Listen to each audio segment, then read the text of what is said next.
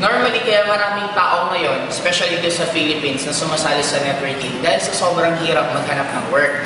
Kasi ang networking, it's a very good business. Bakit? Magtaas ang economy, magbumaba ang economy, automatic captured ng market. Bakit?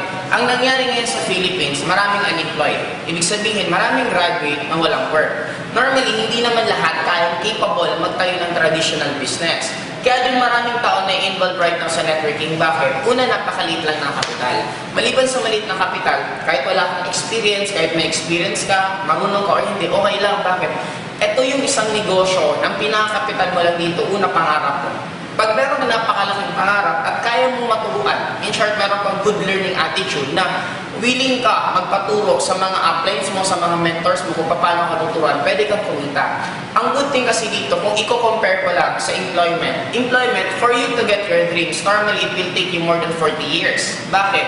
Pag empleyado ka, nakakuha lang sila normally ng milyon after nila mag-resign, after nila mag-retire. Ngayon, at age of 20 to 25 years old, automatic, dapat meron ng stable job. Yun ang normally ginagawa. Dapat ganitong edad, meron pa ng stable na trabaho.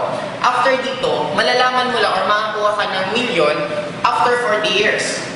Bakit? Dito ka magkakaroon ng retirement benefit. Kaya lang, ilang taon ka na, 60 to 65 years old, doon ka lang makakuha ng how much? Mga 2 million, 3 million. Ang dilemma naman sa ganito, paano mo ba mai-enjoy yung pera mo kung normally at that age, saka ka lang makakuha ng milyon? The good thing about networking, ito 40 years plan sa empleyado. Sa networking, may tinatawag kami 4-year plan. Anong ibig sabihin ng 4-year plan? Sa 4 na taon, nagagawin mo ng tama ng sistema ang pag-networking, kaya mo, 2 lang ang pwede mong mangyari. Ano yun? Number 1, pwede kang maging mayaman or napakayaman.